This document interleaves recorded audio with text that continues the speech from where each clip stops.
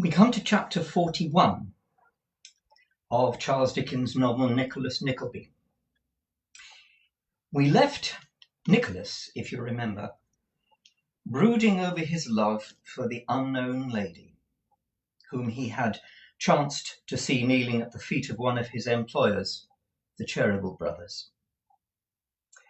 No one would tell him anything about her, and in spite of strenuous efforts and his passionate feelings, which were growing stronger and stronger all the while, no one would tell him the nearest scrap of information concerning her.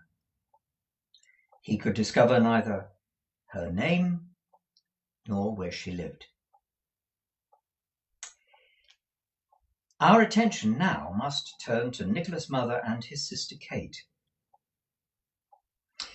It was a lovely afternoon, and they had taken some of their sewing work into the garden of the cottage where they were living with Nicholas and Smike.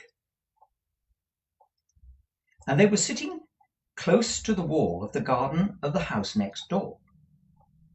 Now, this garden belonged to a rather eccentric gentleman who for some time now had been in the habit of sharing some of his vegetables with them by hurling them over the wall. Far from being shocked by this behaviour, Mrs. Nickleby seemed pleased, not to say charmed, by the attention. Kate, on the other hand, found it rather disturbing. Suddenly, and without warning, both ladies heard a loud which appeared to come from the very foundations of the garden wall, and gave them both a violent start. "Mamma, what was that?" said Kate, in a lowered tone of voice. "Upon my word, my dear," returned Mrs. Nickleby, considerably startled, "unless it was the gentleman belonging to the house next door, I don't know what it could possibly have been." cried the same voice, and that not in the tone of an ordinary clearing of the throat, but in a kind of bellow, which woke up all the echoes in the neighbourhood, and was prolonged to an extent which must have made the unseen bellower quite black in the face. "I understand it now, my dear," said Mrs. Nickleby, laying her hand on Kate's. "Don't be alarmed, my love.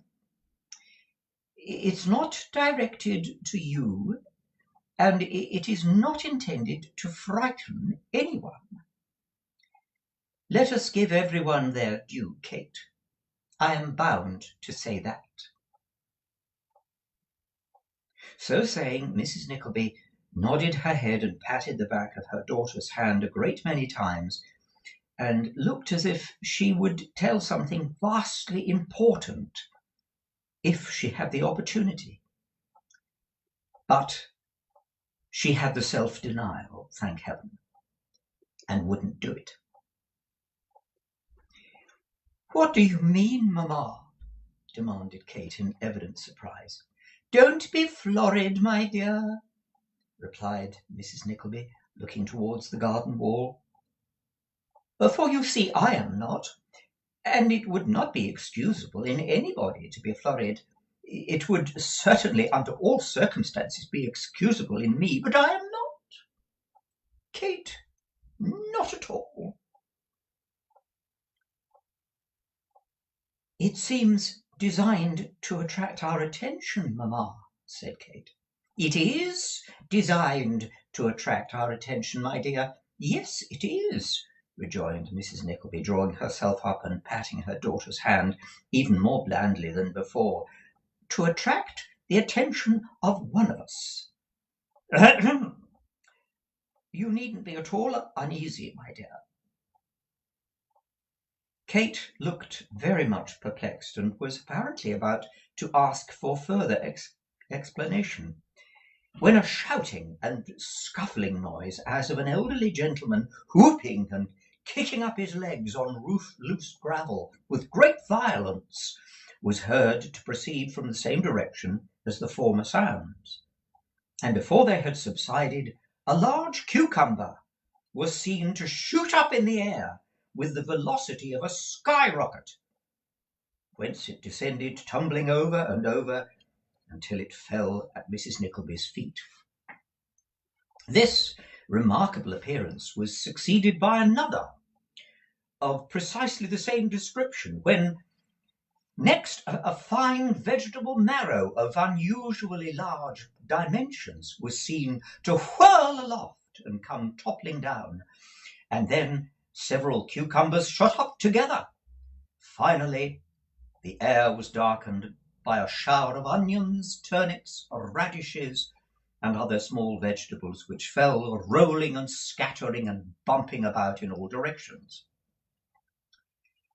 As Kate rose from her seat in some alarm and caught her mother's hand to run into the house, she felt herself retarded rather than assisted in her intention, and following the direction of Mrs. Nickleby's eyes, was quite terrified by the apparition of an old black velvet cap, which, by slow degrees, as if its wearer were ascending a ladder or a pair of steps, rose above the wall dividing their garden from that of the next cottage, which, like their own, was a detached building, and was gradually followed by a very large head and an old face, in which were a pair of the most extraordinary grey eyes, very wild, very wide open, rolling in their sockets, with a dull, languishing, leering look,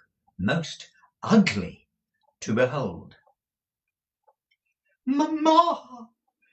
cried Kate, really terrified for the moment. "Why do you stop? Why do you lose an instant? Mamma, pray come in." "Kate, my dear," returned her mother, still holding back, "how can you be so foolish? I am ashamed of you. How do you suppose you are ever to get through life if you are such a coward as this?" "What do you want, sir?" said Mrs. Nickleby, addressing the intruder with a sort of simpering displeasure. "How dare you look into this garden?" "Queen of my soul," replied the stranger, folding his hands together, "this goblet, sip." "Nonsense, sir," said Mrs. Nickleby. "Kate, my love, pray be quiet." "Won't you sip the goblet?" urged the stranger, with his head imploringly on one side and his right hand upon his breast. "Oh, do sip the goblet." "I shall not consent to do anything of the kind, sir," said Mrs. Nickleby. "Pray, begone." "Why is it," said the old gentleman, coming up a step higher and leaning his elbows on the wall with as much complacency as if he were looking out of a window, "why is it that beauty is always obdurate, even when admiration is as honourable and respectful as mine?" Here he smiled, kissed his hand, and made several low bows. "Is it owing to the bees, who, when the honey season is over, and they are supposed to have been killed with brimstone, in reality fly to Barbary and lull the captive Moors to sleep with their drowsy songs? Or is it," he added, dropping his voice almost to a whisper, "is it in consequence of the statue at Charing Cross having been lately seen on the Stock Exchange at midnight, walking arm in arm with the pump from Aldgate in a riding habit?" "Mamma," murmured Kate, "do you hear him?" "Hush, my dear, hush," replied Mrs. Nickleby in the same tone of voice. "He is very polite, and I think that was a quotation from the poets. Pray don't worry me. You'll pinch my arm black and blue. Go away, sir." "Quite away?"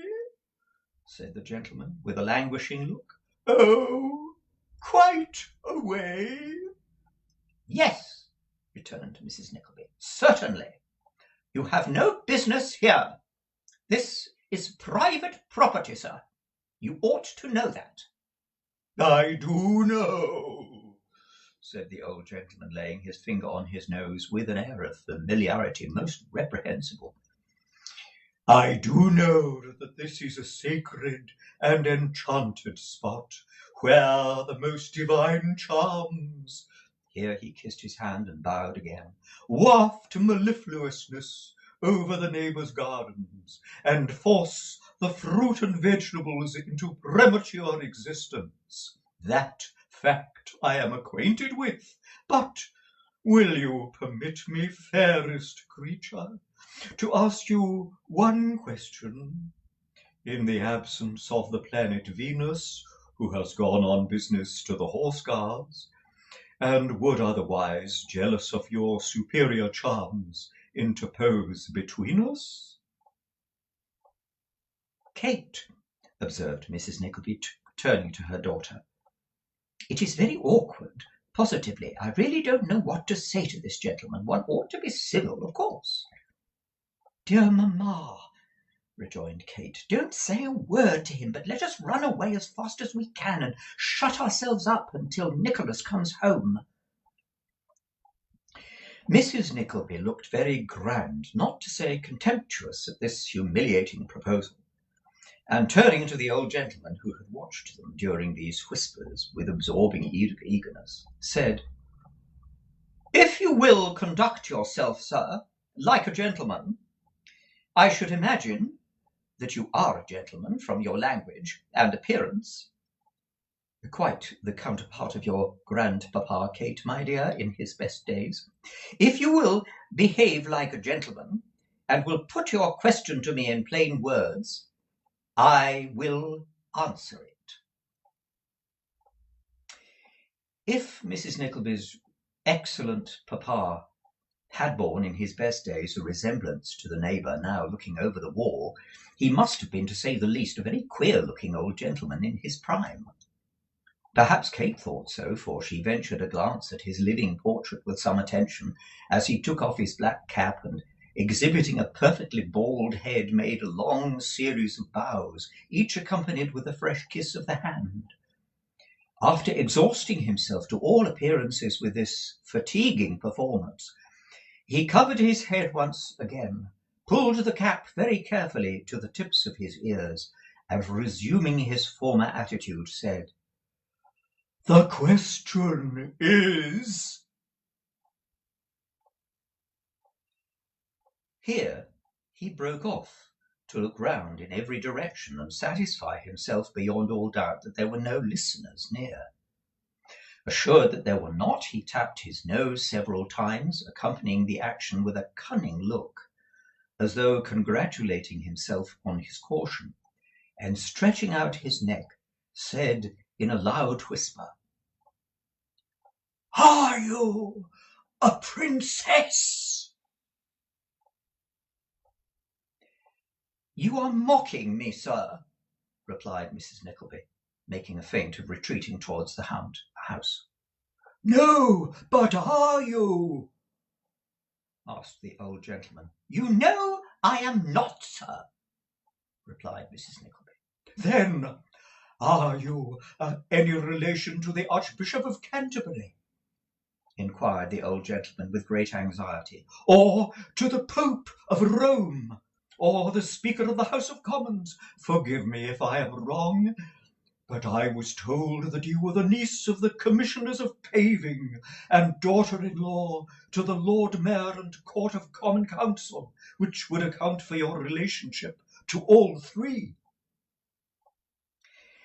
"Whoever has spread such reports, sir," returned Mrs. Nickleby with some warmth, "has taken great liberties with my name, the one which I am sure my son Nicholas, if he were aware of it, would not allow for an instant. The idea!"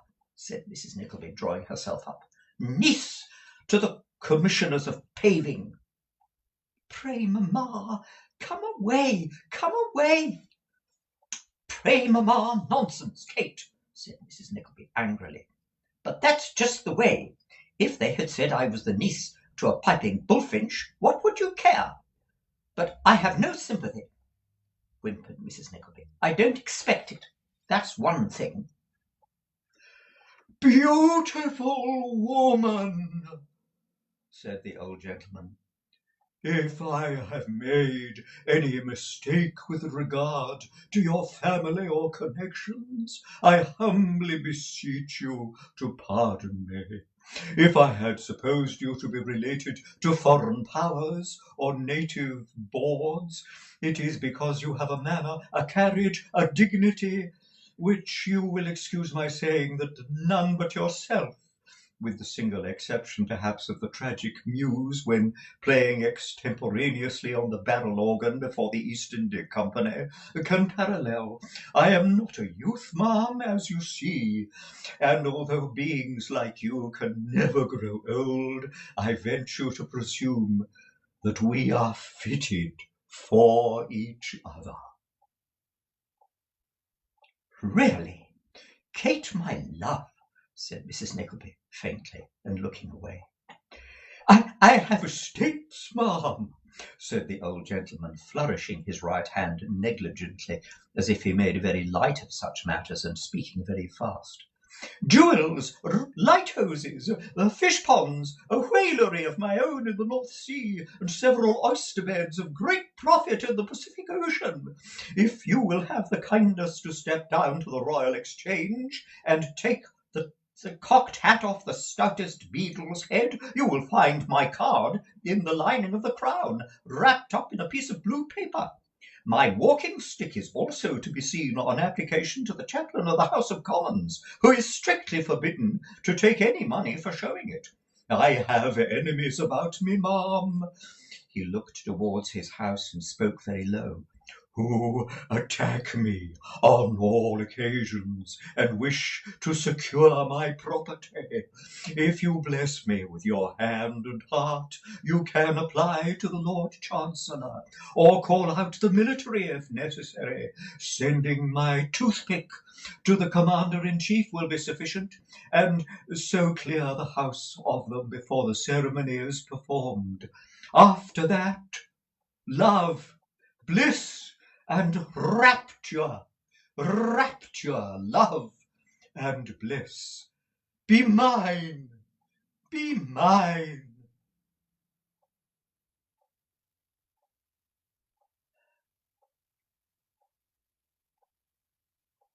Be mine, be mine, said the old gentleman, after a little while. Gog and Magog, be mine. It will be sufficient for me to say, sir, resumed Mrs. Nickleby with perfect seriousness, and I am sure you will see the propriety of taking an answer and going away, that I have made up my mind to remain a widow and to devote myself to my children. The thought of marrying again is the least in my mind. You may not suppose I am the mother of 2 children. Indeed, many people have doubted it and said that nothing on earth could ever make them believe it possible. But it is the case, and they are both grown up. We shall be very glad to have you for a neighbour. Very glad, delighted, I'm sure. But in any other character it is quite impossible, quite. As to my being young enough to marry again, that perhaps may be so, or it may not be, but I couldn't think of it for an instant, not on any account whatever. I said I never would, and I never will.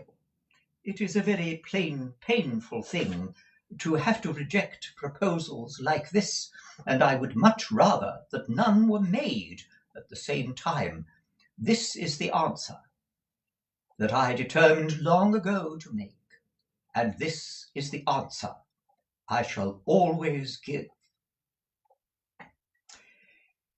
These observations were partly addressed to the old gentleman, partly to Kate, and partly delivered in soliloquy, that is, a speech addressed to oneself. Towards their conclusion, the suitor evinced a very irreverent degree of inattention, and Mrs. Nickleby, who had scarcely finished speaking, had, to her infinite surprise and great terror, the sight of him suddenly flinging off his coat and springing on top of the wall, throwing himself into an attitude which displayed all his small clothes and grey worsteds to the fullest advantage, that is, all his underclothes, and concluded by standing on one leg and repeating his favourite bellow with increased vehemence.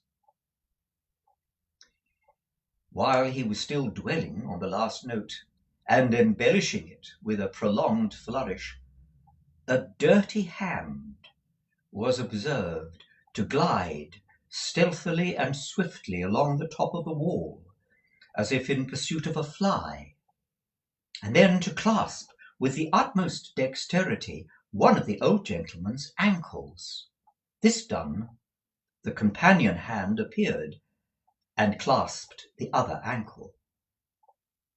Thus encumbered, the old gentleman lifted his legs awkwardly once or twice, as if they were very clumsy and imperfect pieces of machinery, and then, looking down on his own side of the wall, burst into a loud laugh.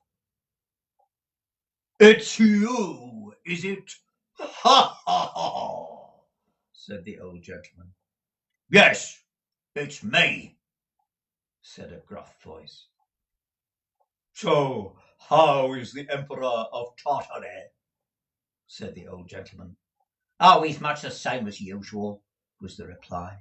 "No better, no worse." "And the young Prince of China?" said the old gentleman with much interest. "Is he reconciled to his father-in-law, the great potato salesman?" "No," answered the gruff voice. "He says he never was and he never will be, no more." "If that is the case," observed the old gentleman, "perhaps I'd better come down." "Perhaps you'd better add," said the other gentleman. "Yes, I think you'd better add." One of the hands being then cautiously unclasped, the old gentleman dropped into a sitting posture and was looking round to smile and bow to Mrs. Nickleby, when he disappeared with some precipitation, as if his legs had been pulled from underneath him. Very much relieved by his disappearance, Kate was turning to speak to her mamma, when the dirty hands again became visible, and were immediately followed by the figure of a coarse, squat man, who ascended by the steps which had recently occupied their singular neighbour. "Beg your pardon, ladies," said this newcomer, grinning and touching his hat. "Has he been making love to either of you?" "Yes," said Kate. "Ah," rejoined the man, taking his handkerchief out of his hat and wiping his face. "He always will, you know. Nothing'll prevent him making love." "I need not ask you if he was out of his mind, poor creature," said Kate. "Why, no," replied the man, looking into his hat, throwing his handkerchief in it at one dab and putting it on again. "That's pretty plain, that is." "Has he been so long?" asked Kate. "Oh, yes, quite a long while." "And is there no hope for him?" said Kate compassionately. "Not a bit, no, and don't deserve to be," replied the keeper. "He's a deal pleasanter when he's out of his senses than when he's in them. He was the cruellest, wickedest, out-and-outest old flint that ever drew breath." "Indeed," said Kate. "By George," replied the keeper, shaking his head so emphatically that he was obliged to frown to keep his hat on. "I never came across such a vagabond, and my mate says the same. Broke his poor wife's heart, turned his daughters out of doors, drove his sons into the streets. It was a blessing he went mad at last, through evil tempers and covetousness and selfishness and guzzling and drinking, or he'd have driven everyone mad. Hope for him? Ho, that's an old rip. There ain't so much hope going, but I'll bet you a crown that what there is saved for more deserving chaps than him anyway." With this confession of his faith, the keeper shook his head again, as much as to say that nothing short of this would do if things were to go on at all, and touching his hat sulkily, not that he was in an ill humour, but that his subject ruffled him, descended the ladder and took it away.